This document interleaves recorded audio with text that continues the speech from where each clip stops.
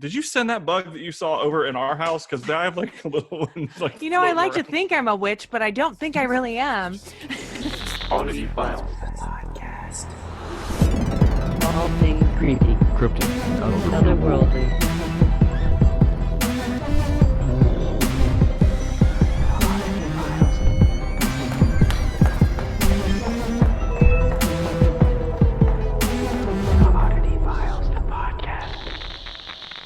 You guys missed it, you listeners. We were just talking about all the puppy stuff, but I am putting that on halt because the last episode was brought to you by Puppy Snuggles, and this one is not.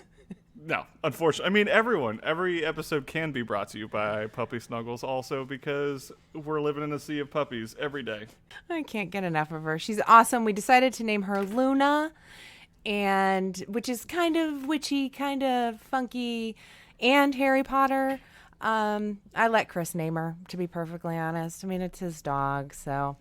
And we're going to call the other one Sunshine. So it's going to be the moon and the sun, and it's kind of fun.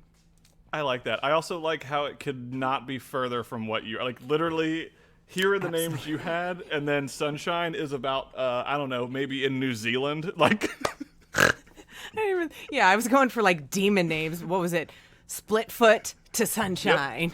Yep. You're Beatrix. You had Elvira. Yeah. I had a Bellatrix once, and that's when I learned Mastiffs are not as easy to train as I thought they were going to be. They're cute, but they're stubborn. I said no puppy talk. Damn it, what did I do? Look at the things I do to just distract you and talk puppies. It's great. You gotta rope in the listeners with puppy talk, and then you hit them with some spooky stuff. Just reel it in. Guys, you're listening to Oddity Files, the podcast. I'm Kitsie Duncan. And I am Nick Floyd. And we are here to talk to you about creepy, cryptid, spooky, otherworldly stuff and things that's, you know, we try to go the creepy route, but we try not to make it so creepy that you need a dream catcher. Right, Nick? Listen, I have successfully removed the dream catcher from the bedroom. We are making progress. Yay. But the nightlight is on high. The nightlight's been on high since I was 6 years old. I love it. Nothing changes. Nothing ever changes. Anything spooky going on in your world, Nick? Just a little bit of rain, if you want to consider that spooky. Yeah. Other than that, I am sitting here on a Monday night, whatever day it is. I don't know. We're recording on Monday. We always record Perfect. on Monday, but you guys hear us on Friday. Perfect. There we go. The cat's out of the bag. Is that the It's right out. expression? Yeah, I think so. I don't know anymore. Yep. Clearly, I'm a shit show. How are you doing this week? You know, found out today that I may cut this out, but found out today that my ex-husband has COVID, who visited with my son and my grandson and my daughter-in-law the day before they all came over to my house to celebrate that son's birth. Oh my God. Yeah. So that fucker has been ruining my life for as long as I can fucking remember. So I'm going to call the doctor and say, what do I need to do? I thought that was all done. I thought it was over. I did. So I'll let you know next week if I have COVID, Nick. Thank God we're recording remotely. Oh my goodness. Wow. That was, I think no matter where this podcast goes today, that's going to be the most shocking piece. I feel like... Yeah. So, I found that out about 2 hours ago. I'm still pissed. Oh, this is recent. Yeah. Oh. Why, Yeah, why don't you... I don't... Okay. Yep. My commentary is unwarranted. He's an ex for a reason, and I've hated him for a really long time, so this just makes it worse. Does he listen to the podcast? God, I hope so, because fuck you, Earl. People, tell your friends this is what you miss when you aren't listening to the Audiofiles podcast. This is a perfect still segue. Allergies. It's not. It's not the COVID. What an episode. What? We're all over the board, Nick, and that's what I love about this. I did actually make show notes, which I haven't done for a very long time, probably pretty much since quarantine happened, but so I can remember what to say and when to say it. So maybe let me know if I'm getting off track, Nick. Feel free to reel me in. Oh, I'm just an innocent bystander. I'm here for all of it. You guys can find us on all the socials. We're Oddity Files on the Facebook. We have he's just cracking up. My segues are going to suck tonight because my brain is going, what the fuck is going on with my life right now? Oh. So yeah, facebook.com/Oddity Files. You can find us there. Also, we have a Facebook fan group, which is called the Oddity Files fan group. Super easy. Click that you want to join. We'll let you in. Hey, Nick, what are our Instagram and Twitter? At Oddity Files on both. It's easy. It's the name of the podcast. Just go on the Twitter and Instagram, please, for the love of God. Yes. And we have a TikTok, which I haven't updated in about a week. I got it right. Yay. But yeah, I've been spending a lot of time on TikTok, again, looking at dog videos and teaching dogs how to use buttons to talk English with you, which is, if it's not paranormal, I don't know what is. Can you imagine having a conversation with your dog? How great would it be if the spirits in your home started to learn how to use these as well? So I did have they that like thought. you think you're talking to your dog, but the spirits in your house are trying to fuck with you and like tell you other things through the dog buttons. So if you're wondering what the fuck I'm talking about with these dog buttons, check our Instagram stories. Every day the podcast drops, we put stories up that go along with the podcast. And this will be episode 82. So if you're checking in a little late, if you're still catching up, if you're a late bloomer, just coming to join us and hang out and have fun and listen to me bitch about shit, welcome. But also, you can check out those videos. I'm talking about my dog pressing the buttons on Instagram at Oddity Files in our stories at the bottom of our page. It shows highlights. And every single episode I've ever recorded has a little storyline to go with it, which is kind of fun. I like that. It keeps it direct and guides people where they need to go. I like it too. Nick, I think you should tell our fans about your real good movie nights. Because we haven't talked about that in a hot minute. Oh, Lord. Well, over on the Instagrams, I do there's a website called realgood.com, and they're like I believe they're the only website on the internet, on the entire internet, that has a movie roulette wheel, which is great. And you just spin it, and you select your streaming services, and it just goes. And so every night for the last 20, tonight will be round 29. I have spun the wheel. Yep. Yeah. Have you come across any good like paranormal movies or creepy, scary movies? No big feats. Absolutely not. There was one Irish ghost movie I watched. I'm pretty sure it's called like A Ghost Story or something. It was terrible. It was so bad. Like good terrible, or like I can't believe I just watched this terrible. I can't believe I just watched this terrible. It was. Shit. Yeah, most of the horror has been pretty gnarly. There was a movie I watched a week or so ago called The Skull, and it was a vintage horror movie, and I enjoyed it. It was very really good. I liked it. Yeah. Like when did it come out? Ish? You said vintage. Is it like 70s, 80s, or before that? I think it was like 67. I want to say. Ooh, that's the good stuff. Yeah, it was really cool. Like nothing really happened. It was just about this haunted skull that killed people. So suspenseful.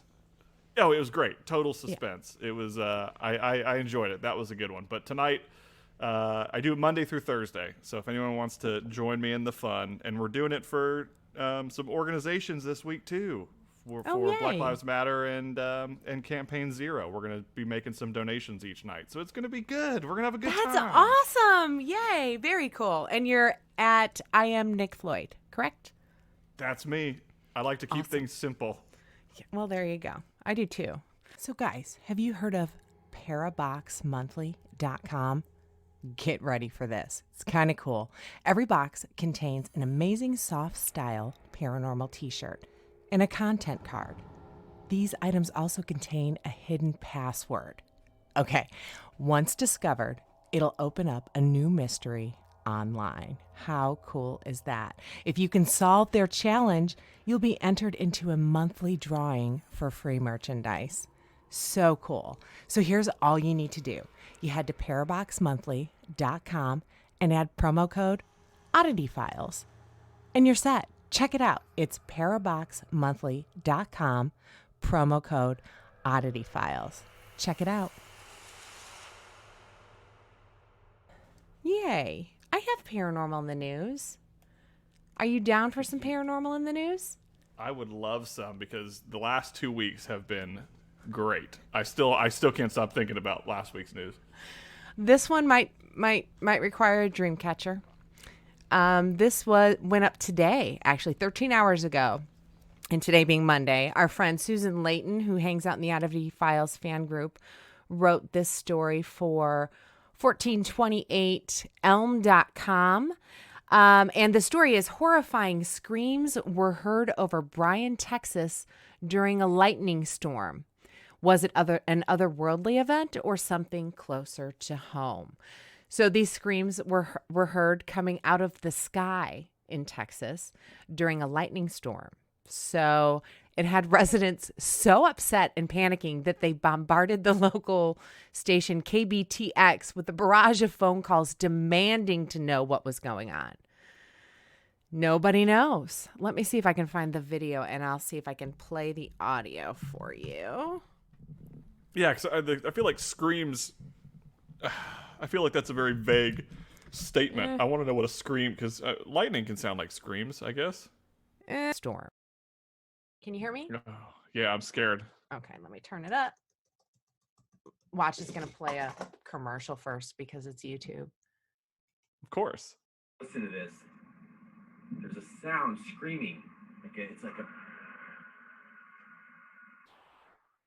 like a scream. It's so freaking loud, and it's coming from up in the air, like up there. It's been going on now. What is that? Can you hear it? What in the heck? I swear I saw like this thing when the lightning was flashing a second ago. That's fucking insane. Dude, that's coming from like up in the sky outside. Nope. I'll say no to that. Where was that at? Texas? Bryan, Texas? Yeah. Bryan, Texas. Yeah, it says if you listen to the video, it would have been a supernatural event of some sort. The screams would have varied in pitch. The noise is extremely consistent. So, yeah, I'll try to remember to send it to you later, Nick. It's kind of insane. I'm going to do my research. Usually when stuff like that happens, the first place I go is like YouTube or Facebook and then search for similar titles, like what would match, and I try to see if there's multiple angles of this video, because if there's only one, boom, you've cracked it. It's not real. It's fake. Yeah. Well, they did post an Instagram link on there as well. I couldn't get it to play for some reason earlier today, and I didn't try again just now. But that's fucking any noise from the sky for me is fucking terrifying. Have you heard those sounds? Just like, I think it happened in Switzerland and different countries. I think it happened in the UK as well, where it just sounds like metal scraping against metal coming from the sky. It's fucking, I tried to do a story on it 7 times, but I just can't get it right to where I can like figure out what it really is. Yeah, that's pretty crazy. Unless this whole time, and hear me out, I know this is insane, but what if clouds are living things? This is me nodding my head yes, contemplating this thought. No, I don't think so. Yeah, same. I maybe, yeah. Like, imagine if you're a cloud, like, people get killed getting electrocuted by lightning. If a cloud got struck by lightning, you'd probably scream too. Yeah. Yeah, I probably would. Yeah, that's I know if it far-fetched. hit me in the head, I would scream for sure. But I would scream. I was like, well, when I went to listen to it at first, I was like, well, maybe it'll just happen once. But it's like every time the lightning flashes, it screams. And the fact that he hears it coming from the sky, I mean, would you know that? Yeah, I feel like, I don't know. There's a lot of questions. I feel like with a lot of these videos, there are a lot of questions, and it's like, how do we figure out what the answers to those questions are? Because how is his phone I don't see the video. I have to look it up. But like, how is his phone pointing at the sky? Like, would that be louder? Like, how would the microphone pick up something that clear unless it was so loud that it would seriously cause concern in this entire town if it was that Well, loud? they for were your all phone calling to the pick up? local TV station, asking what the fuck. So, I don't know.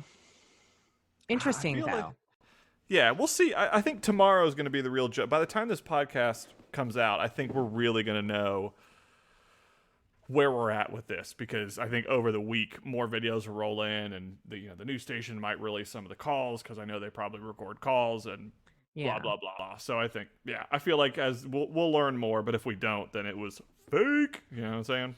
For sure. and I think I instantly want it to be fake because it's fucking terrifying. Yeah.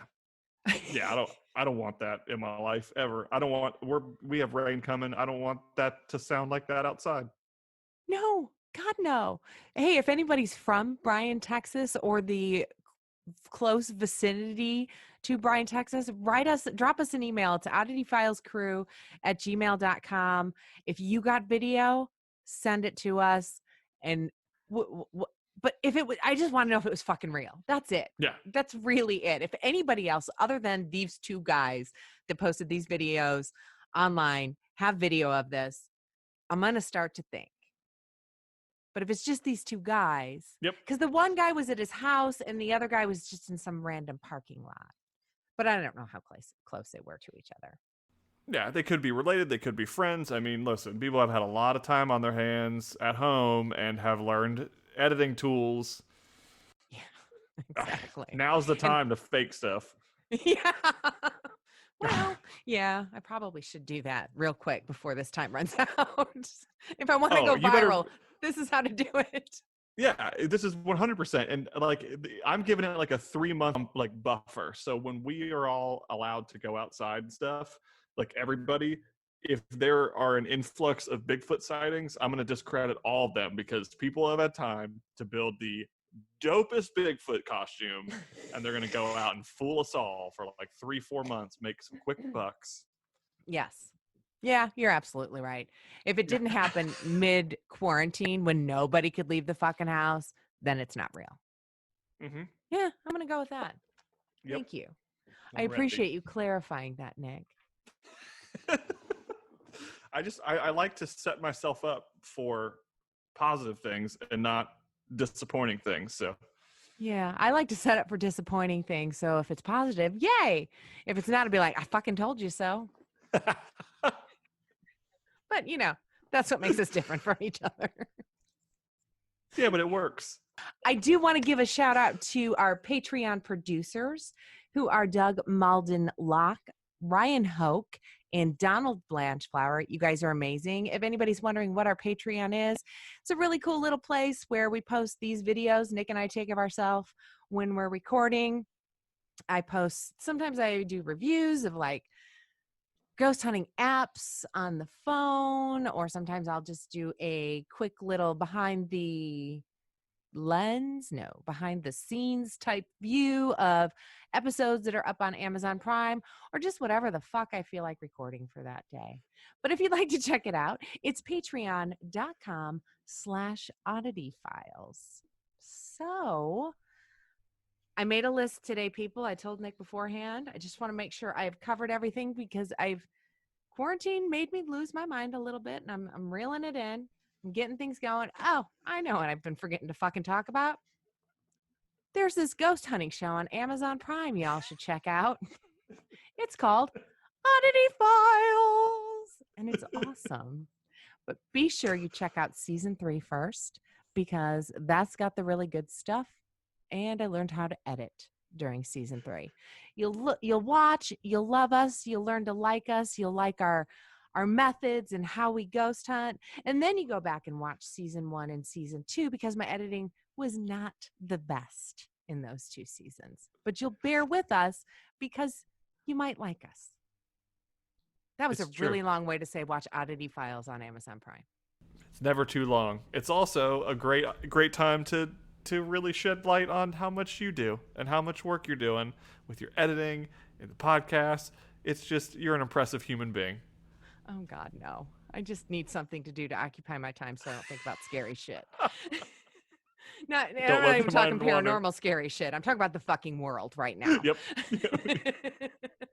Yeah, Yep. so hardcore editing and recording and all the stuff and all the things.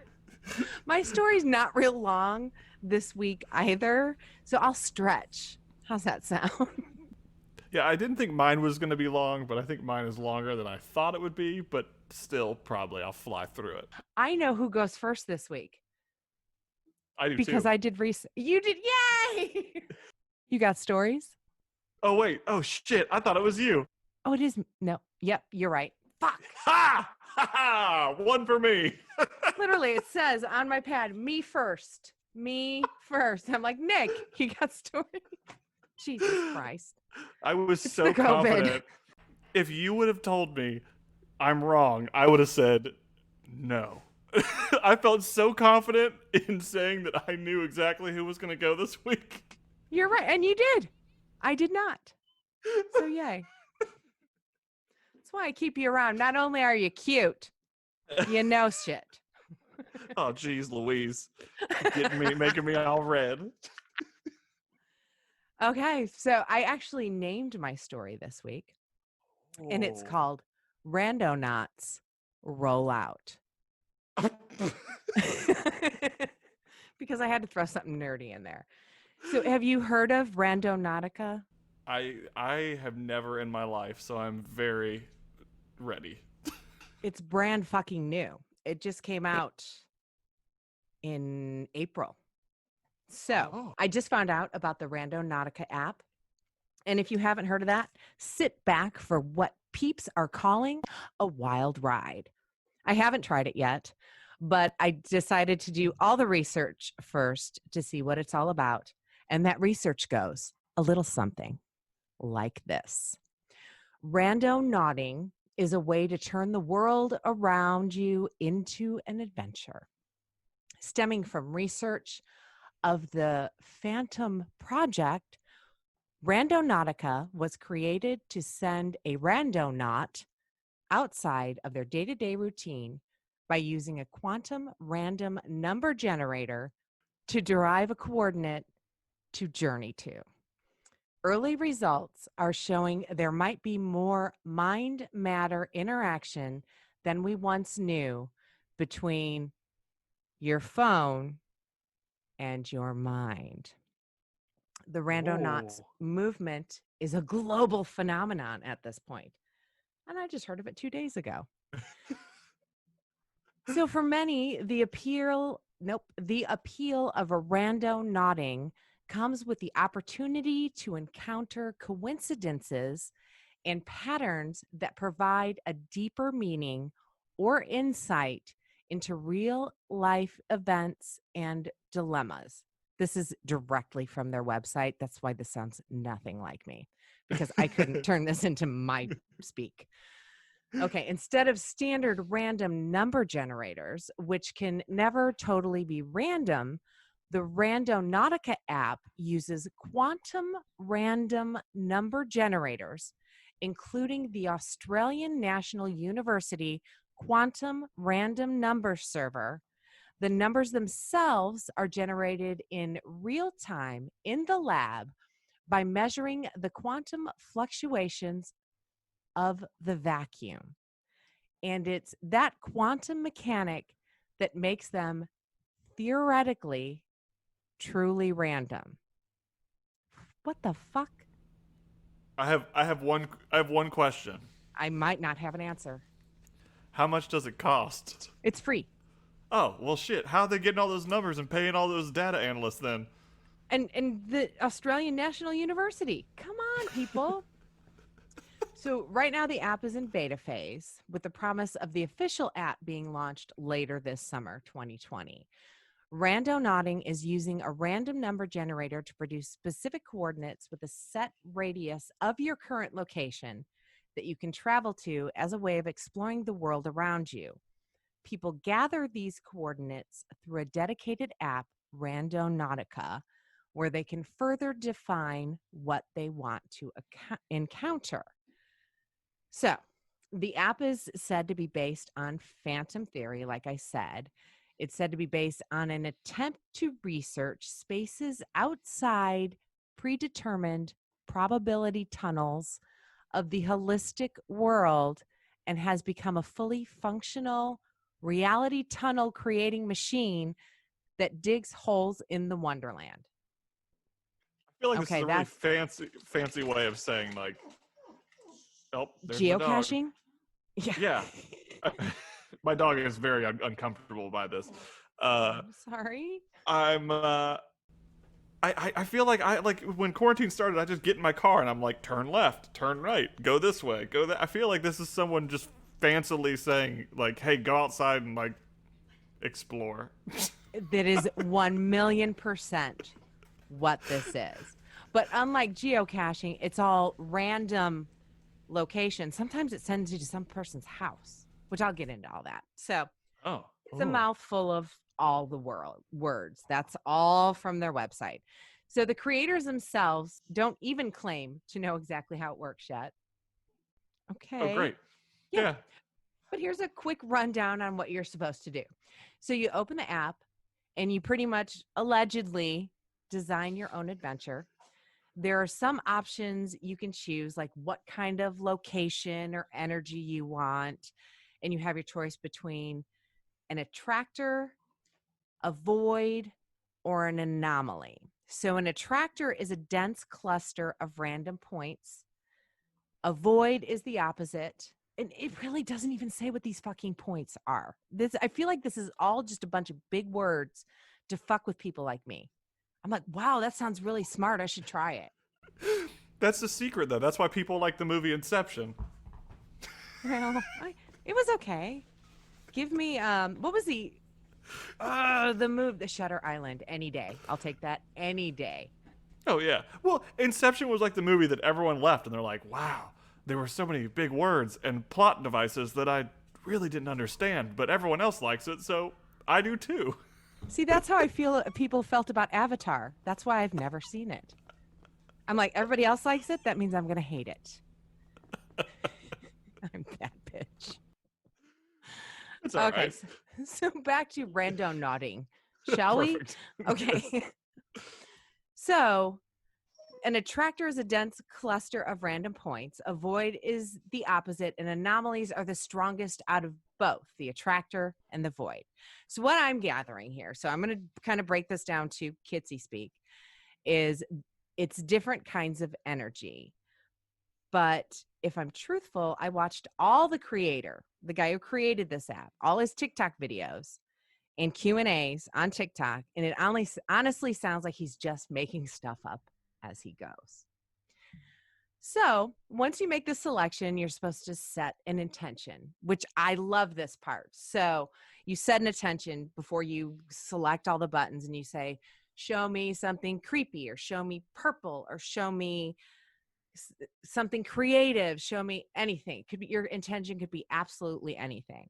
Then you choose how many different locations you want the app to point you to. So it can be between 1 and 4. And then the quantum random number generator is supposed to choose your spot with your unsaid intention in mind. The only explanation of the quantum random generator that I can really find what this thing is they call it a laser in a vacuum kind of device. Okay, sure. So. What the actual fuck? I know.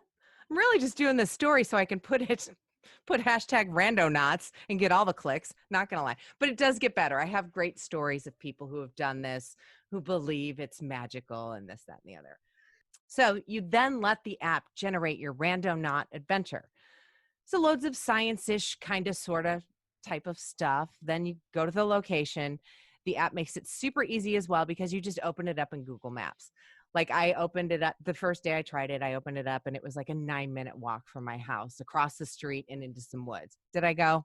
No, still not ready yet. People say this is some life-changing shit like Inception. So. Oh my God, there's so many twists and turns I like. And if y'all are still with me, God love you, because that was a lot of fucking words. but I swear almost to the good stuff. So now that you're just as confused as I am about what the actual app does, let's go into the fun and what some say this is creepy stuff. This shit has gone viral. I mean, TikTok is full of this shit. Everybody who posts their Randonaut adventures is getting like 50,000 views and likes. It's absolutely insane. You just search for the hashtag randonaughting, and the kids are having a blast and talking about their creepy adventures everywhere, saying it's taking them out of the life simulation. Mm-hmm. All right, there's problem numero uno. The people who are using the app are saying that it is removing them from the simulation, which means they believe in simulation theory. What is simulation theory? Is it a quick talk or not? It's the idea. It's the honest idea that we are basically living in the Matrix. That this is a simulation, and there are layers. There are two different layers. There's solipsism, which you believe truly, personally, 110% that you are the only one that's real, and that everything else in your view is not rendered and are a part of your simulation specifically. Okay. People really think that? Yes, there are people who truly believe in solipsism, or they're just the basic kind of even plain people who just think that all of this is a simulation and one day we're going to wake up and see in that a box somewhere. Yeah. Okay. That we're hooked up to a machine.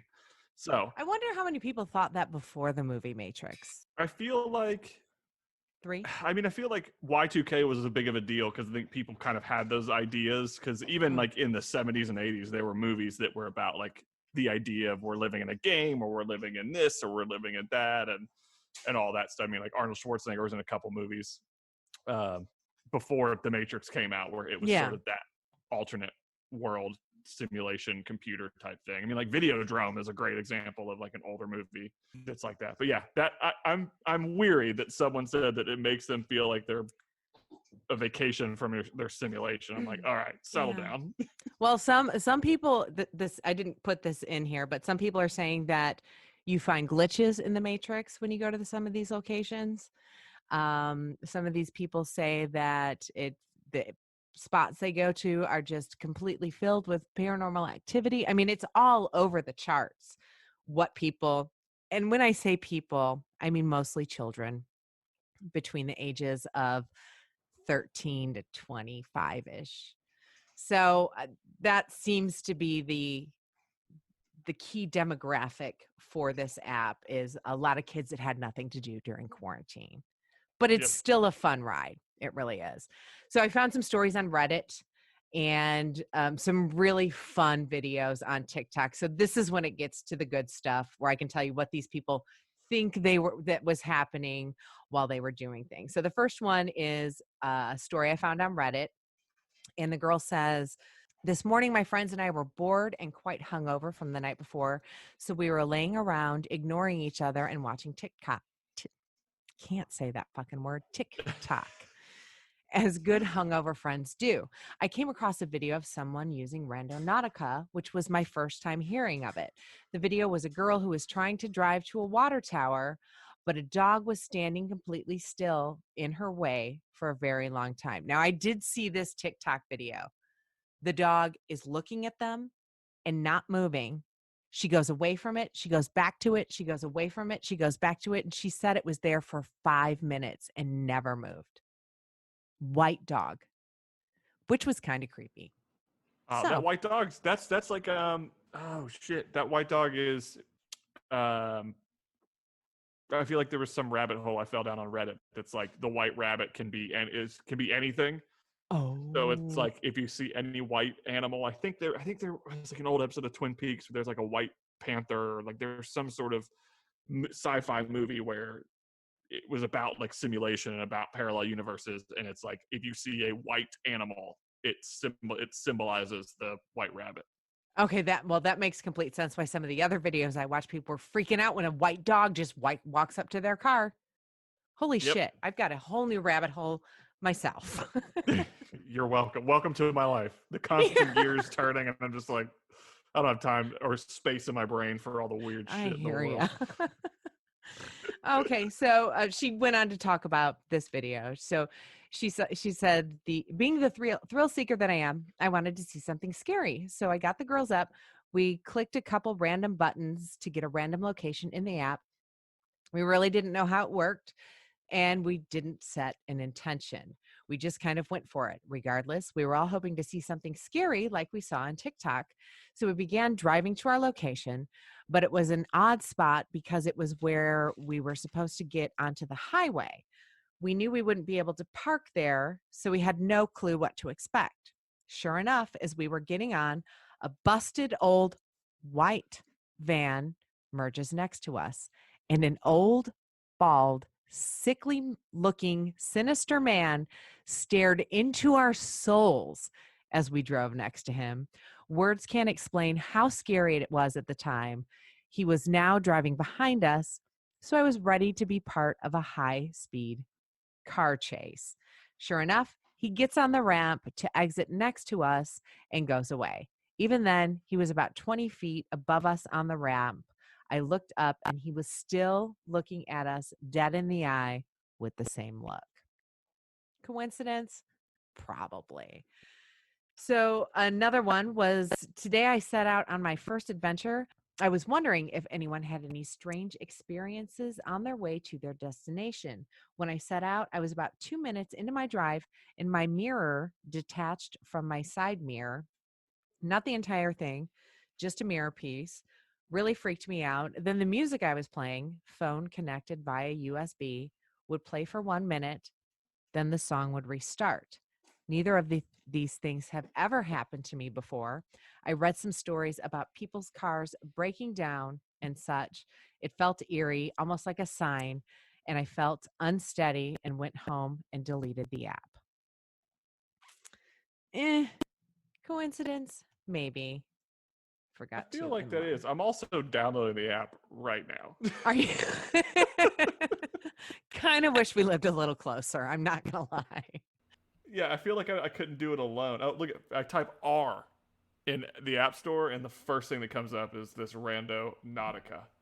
It's hot right now.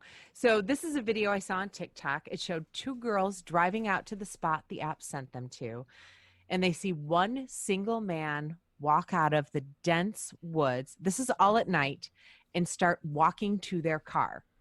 So they threw the car in reverse to get out of Dodge, and the guy ran after them. The entire thing was caught on their backup camera. Now, those girls may have been trespassing.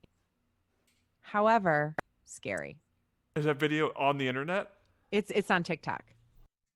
Oh my god! You search for Randonautica on TikTok, all the stuff and all the things, all children, but still entertaining as fuck. My philosophy is like how, like if you give people the opportunity. So like, say I want to start an app, right? I want to start Randonautica and do this thing. Like, what do I want it to do? What'll make it go viral? Well, let's make some creepy shit happen.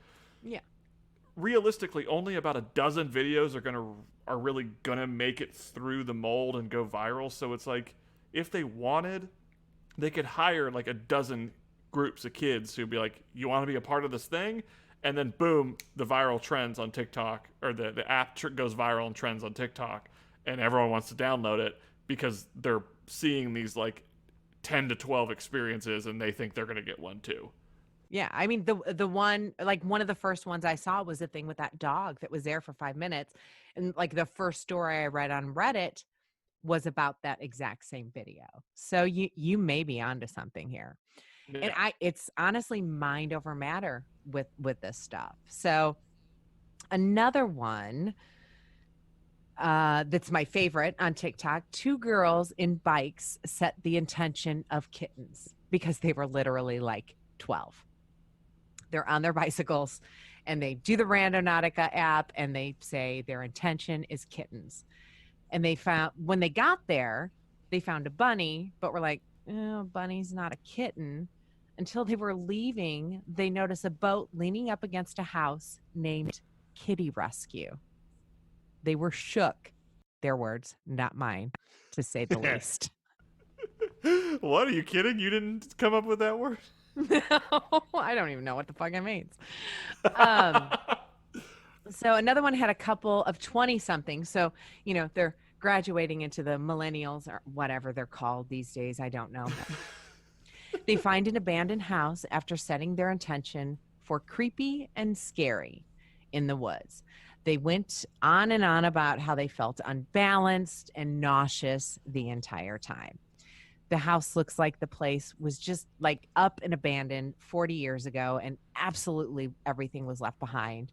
And then they walked into what looked like a nursery, again, like 40 years, and they hear a music box go off. And they took off screaming. Not going to lie. Like I said, this one is now my favorite. Oh my God. I want to do it so bad, but like, I want to do one that's like happy. Well, that's what you set your intention for, is happy. They wanted creepy and scary. But the girls who wanted the kittens found Kitty rescued the boat. So, I mean, it might be a thing. Okay, one more quickie. A girl said she had a panic attack earlier in the day about not having enough money. She said she was crying to her mom. Again, child. She might have been driving or she might have been in the passenger seat. I couldn't tell by the video. So she set her intention for hope. Her first trip sent her to a super rich neighborhood. Her words, not mine. And the second took her to a sign where she found $30 folded up and on the ground under the sign. I'm going to try that one. Yeah, that's what. Hope. Yes, hope and money, please. Hope, and thank you. Hope, $30, please. Thank you. But then I made the mistake of checking YouTube for some fun stories. And beware, loads of teeny boppers to early 20-somethings that are quote unquote influencers and are allegedly having life-changing experiences with Rondonaut as well. So the thing of it is so the logo for Randonautica is an owl. And people, every time they go, not every time, but several people are finding random paintings of owls or statues of owls. And like I saw one on TikTok today that was out in the middle of a field, and you have one of those owls. I used to have one to keep the birds off my patio. So I don't know. Maybe it is something. Maybe it isn't. So. Okay, I don't know. I'm real weary of the owls. The owls are very, very heavy in the simulation theory game, but also very heavy in like the New World Order type thing. So I'm very weary of anything owl related. So this could be some weird shit. Okay, I didn't know that either. I thought it was just their logo. So, owls. So my thoughts on this are it gets people adventuring, which is always good. I think it might help people understand what intention setting is, which is legit a good thing. And I really don't see anything bad coming of that as long as they're not, harmful intentions. But it seems like everybody's either they want to be scared or they want something good to happen. So nothing hateful or hurtful is coming from this so far. And sometimes that life is more than just a coincidence. And maybe this younger generation, I'm a big intention setter myself. I have a intention candle behind me that burns 24/7 every day. It's a black candle. I put my intentions into it, and sometimes it works. Sometimes it doesn't.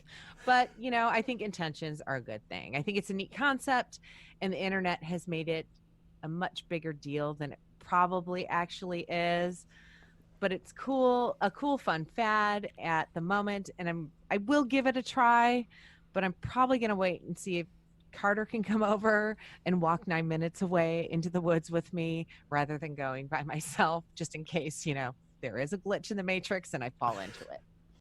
I feel like we need to do it before we record next week. I feel like we should each have an experience, whether we experience nothing.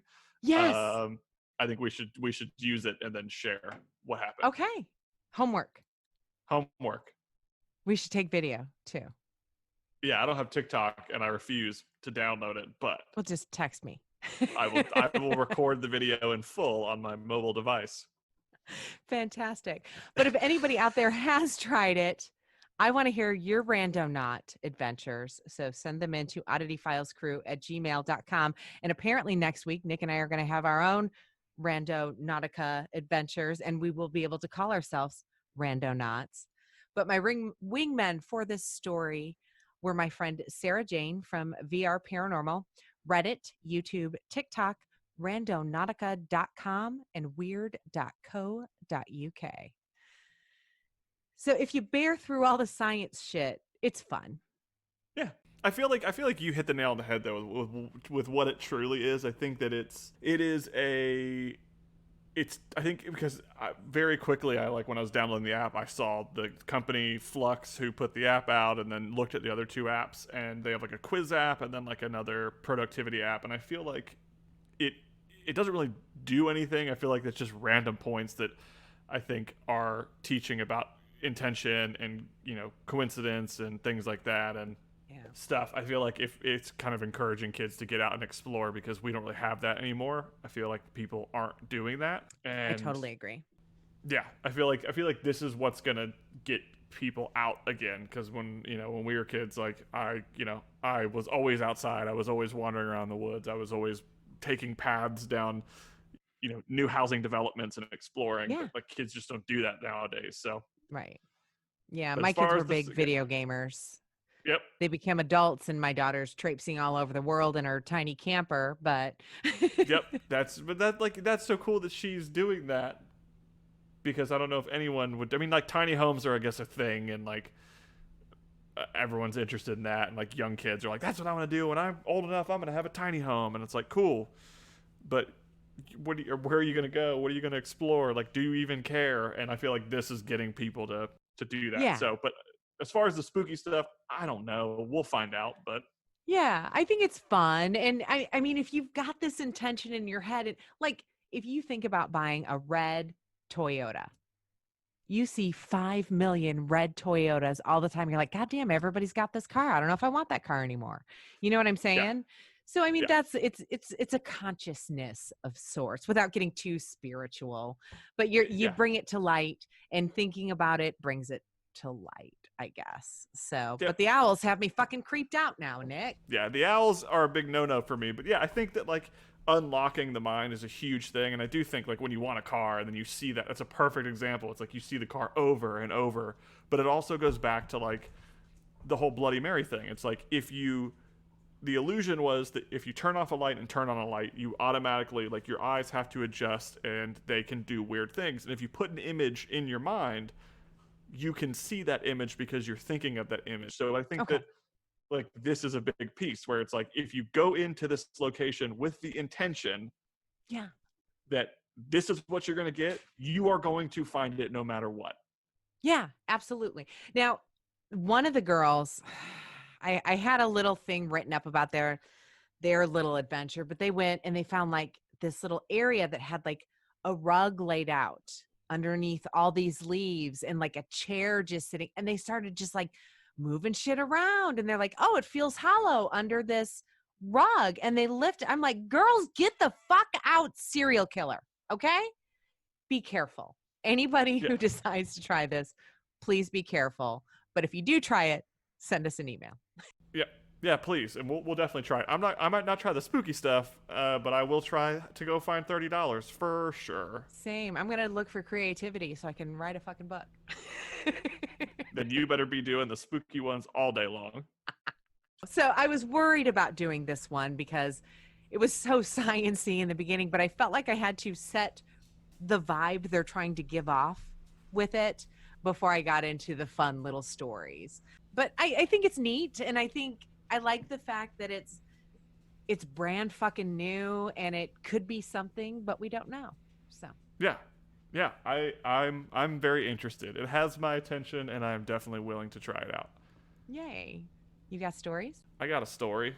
It's probably going to be shorter than I expect, because I imagine it's a story that we're all very familiar with by this time. So this one, it was interesting. This is a story from not too long ago, and this was always something for me that was interesting. And the reason why it kind of came to me for the podcast is because my mind was wandering this weekend about this exact story, and if there was some sort of answer to what had happened. Interest peaked. Yeah, it's fascinating. So, a little background on this.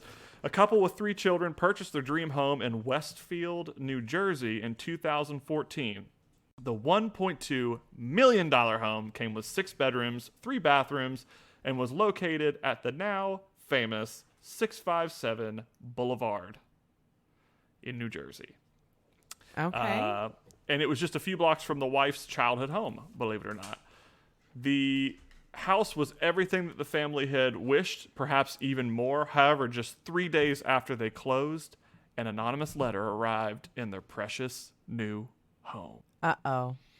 That can't be good. Pretty crazy. It all goes downhill from here.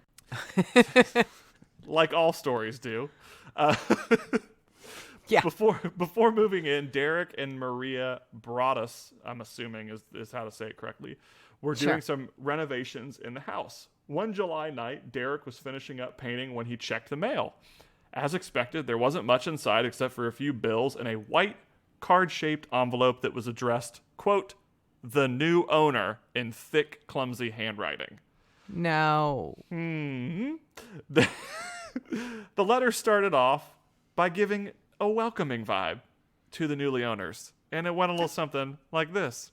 Yay. Dearest new neighbor at 657 Boulevard, allow me to welcome you to the neighborhood.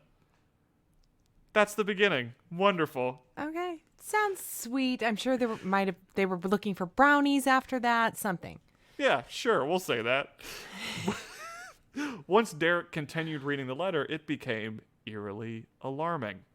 Oh. And this is the rest of that letter. How did you end up here?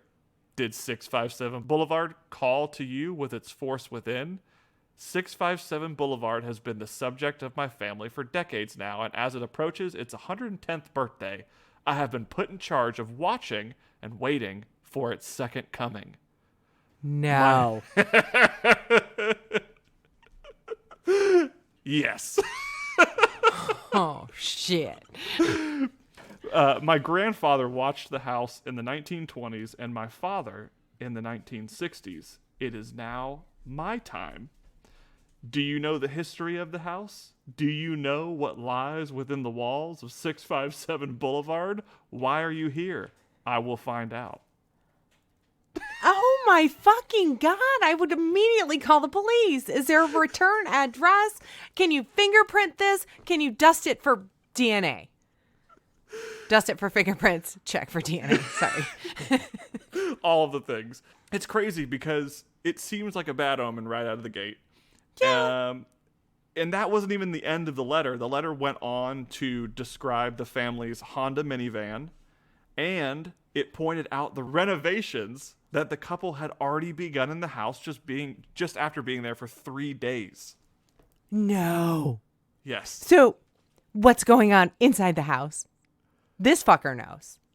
Whose grandfather would have known, whose father before that would have known. Oh my God. Yep. This person, the watcher is what we'll call them, Okay. even said that by doing so with the renovations, they're going to make the house upset, continuing to warn them over and over with a little warning that read something like this. I see already that you have flooded 657 Boulevard with contractors so that you can destroy the house as it was supposed to be. Tisk, tisk, tisk. Bad move. You don't want to make 657 Boulevard unhappy. Oh my God. I would be terrified. It's the craziest thing. I when I initially read the story when it happened, and this article that I'm pulling everything from was written last year, but this was 2014, and I remember reading about it, and it was a thing that had happened, and then you really didn't hear about it again. Okay. It just happened and then just went away. And apparently over the years, this story just kept developing and developing and developing.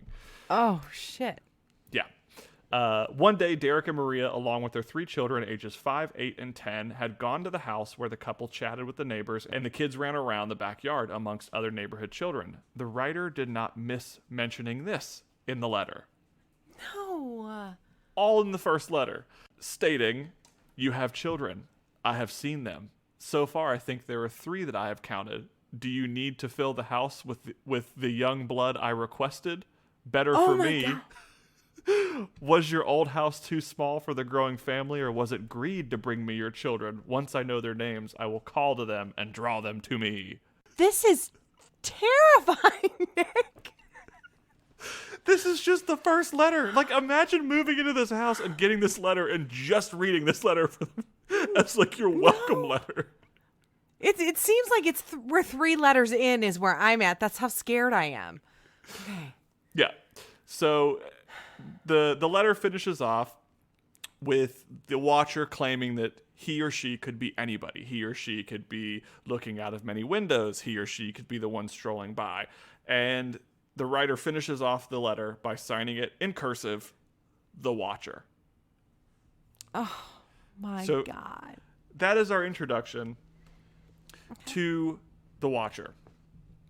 Now, it continues to get crazier and crazier. Upon the letter, the couple became frightened about the whereabouts of the so-called the watcher. Yeah. Derek contacted police, who then questioned him if he had any enemies that would have a cause to hurt him or his family, which he denied. They recommended safety precautions in order to prevent mischief from the watcher for now. Once returning to their old home back in Westfield, the couple decided to reach out to the previous owners that had sold them the house, John and Andrea Woods. They wrote an email where they questioned if they knew the identity and motive of the watcher. The Woods family explained they had never received any letter like that in the 23 years of living in the house, except once, a few days before moving out. Get the fuck out. They mentioned they had never felt watched in the more than 2 decades that they rarely felt the need to lock their doors. The Woods found the letter odd, but threw it away without much concern. Jesus. They're like, we're moving. Doesn't matter. Yeah, they're like, who cares? Like, whatever. I feel like that's how Not my problem anymore. all like horror movies, literally when like they're about to sell these houses, we don't see the families before the house, and I bet they're just like, who cares? Let's just move out. Not my problem anymore. Yep. On the same day, the Woods accompany Maria to the police station to report the letters. It is there where Detective Leonard Lugo advised her not to tell anyone about them, including her new neighbors, as they were now suspects. A second letter. Snap. Yep. A second letter was mailed where it described the Broadduses in more detail. The letter included the family name, although misspelled, their children's birth order and nicknames, along with seeing the couple's daughter painting in an enclosed porch space and asking them if she was the artist from the family. The watcher became even stalkerish to the family, like the fact that the children's nicknames were included, which seems more creepy than knowing their legal names. The letter continued by saying the following: "It has been years and years since the young blood ruled the hallways of the house. Have you found all of the secrets it holds? Will the young blood will the young blood play in the basement, or are they too afraid to go down there alone? I would be very afraid if I were them. It is far away from the rest of the house. If you were upstairs, you would never hear them scream.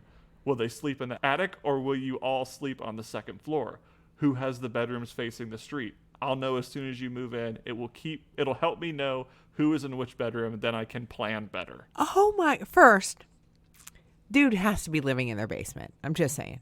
He doesn't want anybody down there. Probably some dude's just like squatter. No, I don't know. This is scary. I'm trying to make it funny and I can't make it work. It's crazy because, again, it's like this happened a while ago, and this was its own thing. So we're gonna jump. This is ahead. a movie waiting to happen. It absolutely is.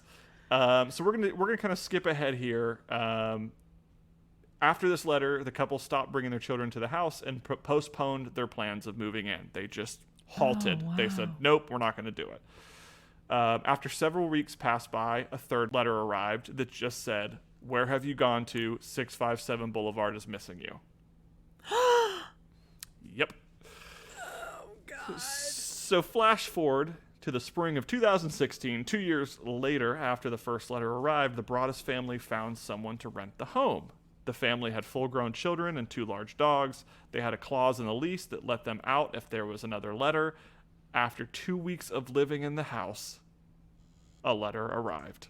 Son of a bitch. This fucking watcher guy, dude, girl, whatever. Non-denominational. And, and that last letter, I think this is the last one. I got to jump ahead, but the letter 2 years later, this is what it said. Okay. To the vile and spiteful Derek and his wench of a wife, Maria, do you wonder who the Watcher is? Turn around, idiots. Maybe you even spoke to me, one of the so-called neighbors who has no idea who the Watcher could be, or maybe you do know and are too scared to tell anyone. Good move. I walked by the news trucks when they took over my neighborhood and mocked me. I watched as you watched from the dark house in an attempt to find me. Telescopes and binoculars are wonderful inventions. 657 Boulevard survived your attempted assault and stood strong with its army of supporters barricading its gates. My soldiers of the Boulevard followed my orders to a T. They carried out their mission and saved the soul of 657 Boulevard with my orders. All hail the Watcher.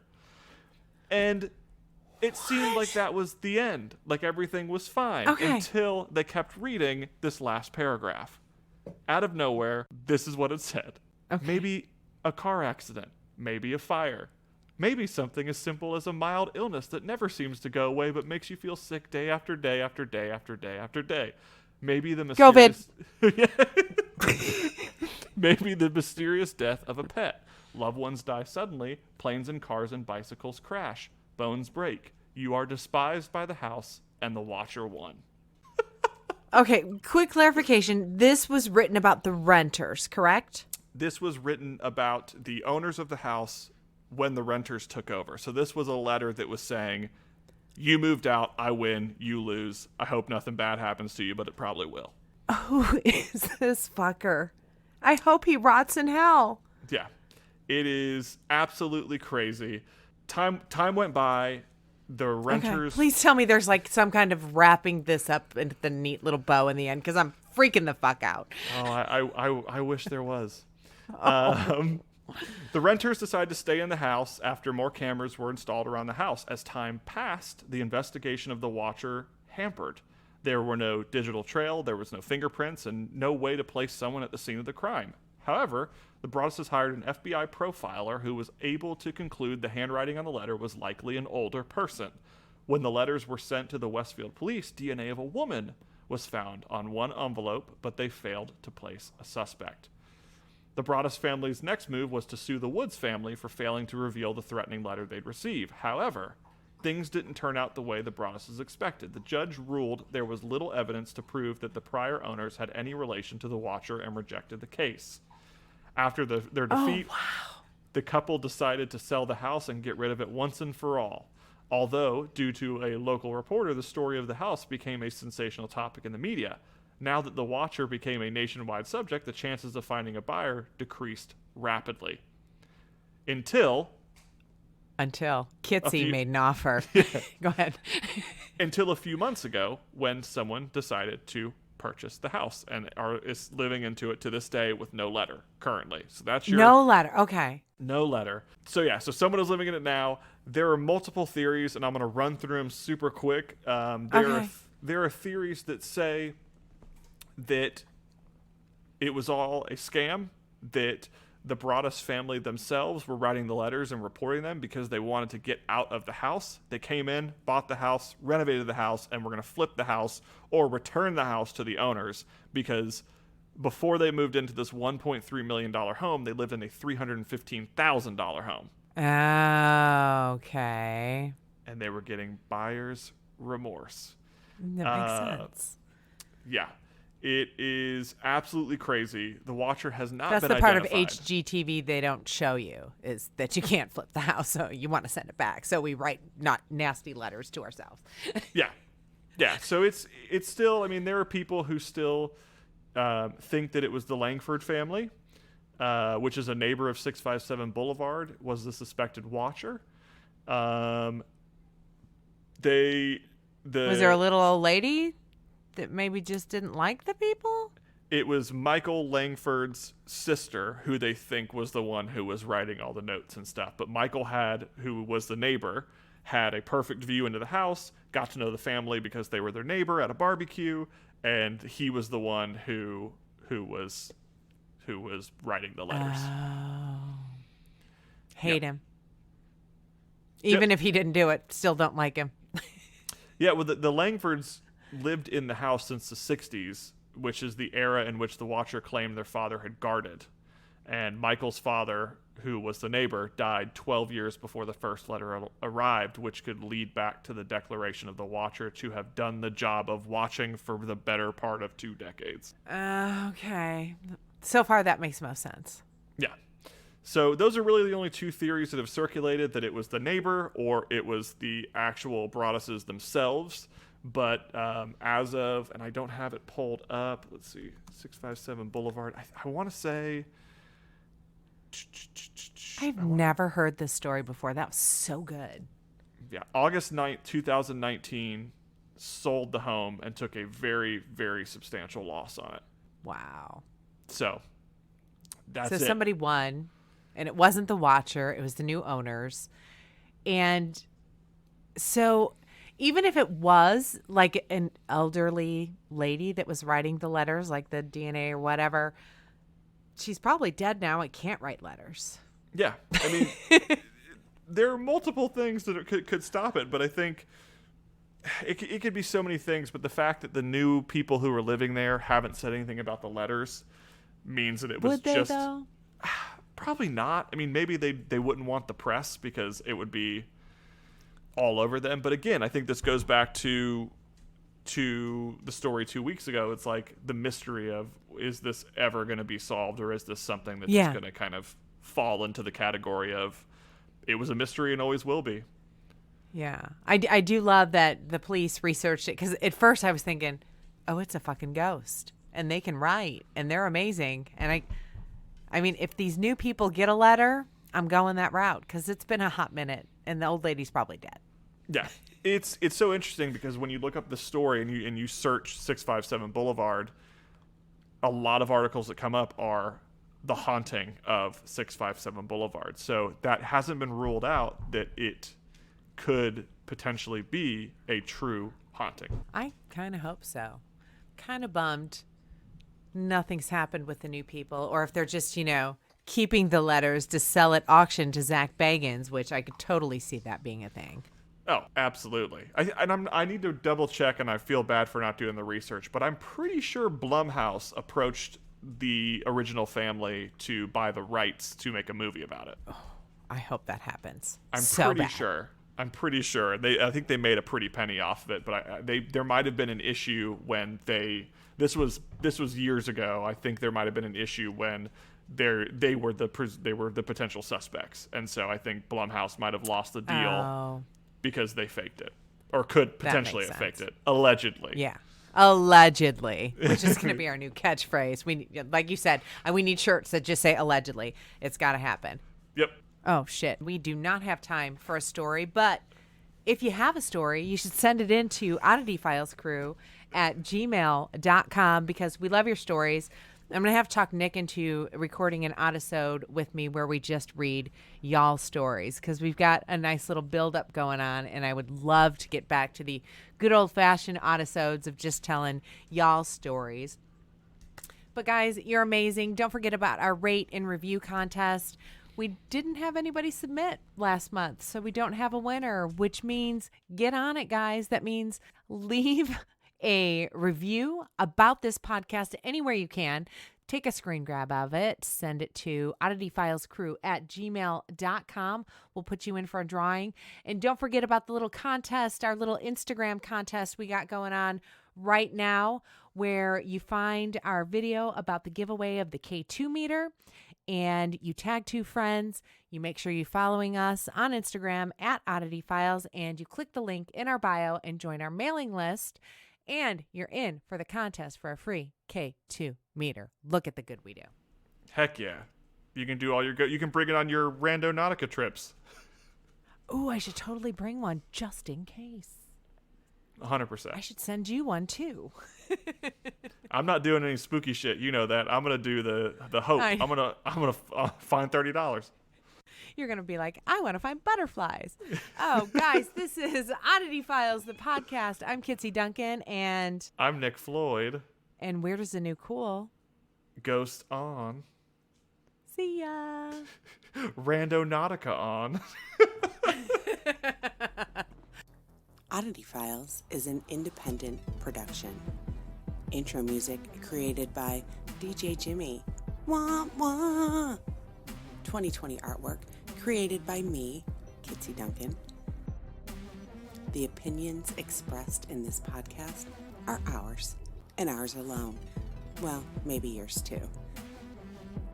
If you like the show and would like to support us, visit oddityfiles.com and click on support, or go to patreon.com/oddityfiles. Every little bit helps with both the podcast and the TV show.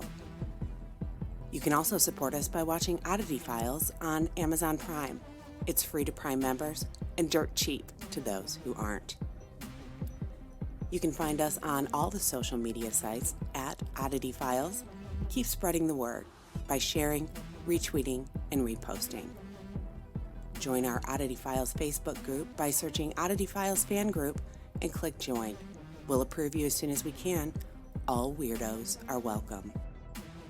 Not into that social media stuff? Tell your coworkers, family, even the weird guy who just won't stop talking to you in line for coffee. Oh, and Grandma. Your grandma will love us. We appreciate each and every one of you, and if it weren't for you, we have no idea what we would do with our lives. If you have a story you'd like to submit, send it on in at oddityfilescrew@gmail.com. Also, send in story ideas, silly, weird memes, or just positive vibes to oddityfilescrew@gmail.com. You can also call in and leave that in a voicemail. Call us at 317-300-6699. To contact us about an appearance, reach out at kitsie@oddityfiles.com. When you have a sec, rate, review, and subscribe. We know it doesn't sound like much, but it really helps us get up there in the podcasting charts. And remember, kids, weird is the new cool. Ghost on.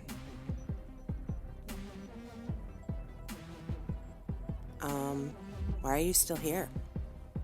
Go on. Get out of here. Turn it off. It's done. Really. I swear. Go. Get. Serious. I'm out of here.